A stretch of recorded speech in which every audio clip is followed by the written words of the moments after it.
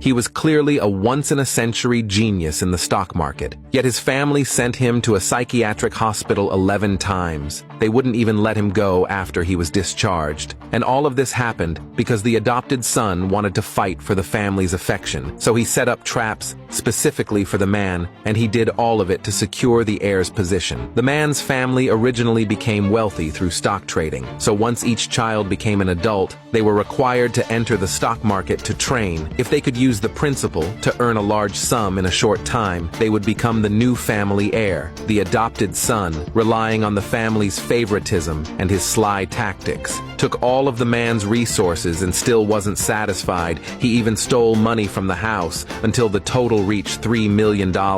When he came back again to steal, the man caught him. Thinking of the risks in the market, the man tried to stop him, but he was accused by the adopted son instead. But to his shock, when the adopted son saw the parents appear, he stabbed himself with a knife and blamed all the stock market losses on the man, claiming he tried to persuade the man to stop but was hurt by the man in anger. After that, the man was taken to the psychiatric hospital by the others, while the adopted son used the man's notes to become the family genius. Even the acceptance letter from the first consortium was switched to the adopted son's name. He told everyone he had just graduated and was hired by the first consortium.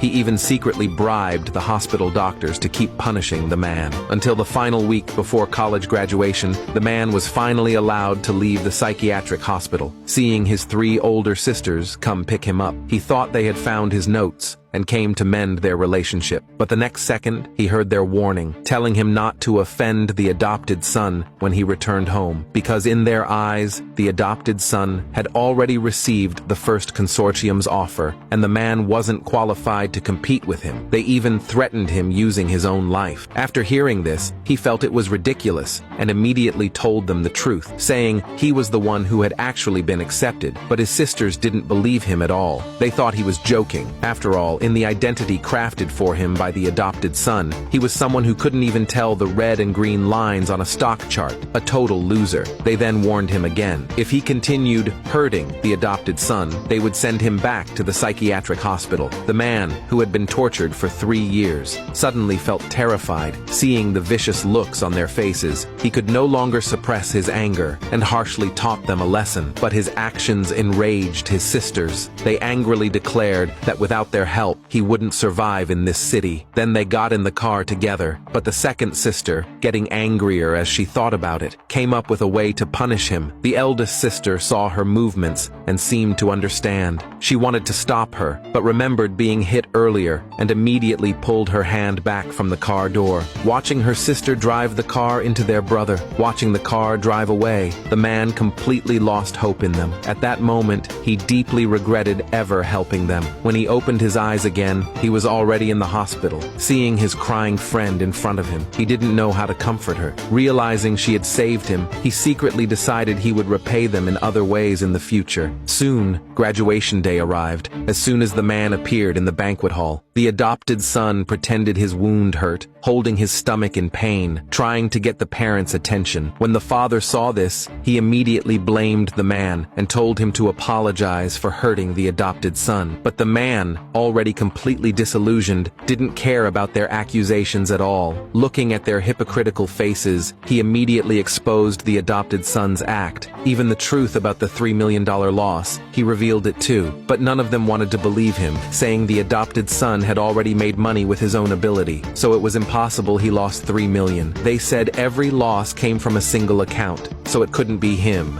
Not knowing the man didn't even have a basic computer at home. But when the man pointed it out, they realized they never bought him one. Not out of disdain, but because they simply didn't care. Because in their eyes, when the adopted son lost money, he was paying tuition for stock trading. The second sister even thought they gave the man $100,000 monthly, so he could have bought one himself. But when the statements documents were pulled out, they realized the one spending the money wasn't the man, it was the adopted son, but they still refused to admit it was their mistake and questioned why the man didn't ask them, not knowing that when he asked them for money to buy a pair of shoes, he was scolded and told he was a useless freeloader. But when everything was laid out before them, they claimed the man was ruining the family's reputation, saying letting him live in the house and enjoy life should already make him grateful. Seeing this, he immediately took out a hospital report, saying he never spent even $1 when he had appendicitis. They locked him in the basement for 3 days because of the adopted son. He ended up crawling to the hospital himself, but the second sister refused to believe it, saying the family had a private doctor. Then, to prove the man was lying, she immediately called the doctor over, but learned that at the time, the doctor had been called away because the adopted son was in a bad mood, and even had his phone taken away. After hearing this, they finally realized they had indeed been wrong, but their long-standing vanity kept them from accepting their mistakes. So they pushed all the blame onto the man, seeing how shameless they were. The man no longer wanted to argue. He simply told them he didn't come today to apologize, but to accept the First Consortium's invitation to take the role of Investment Division Director.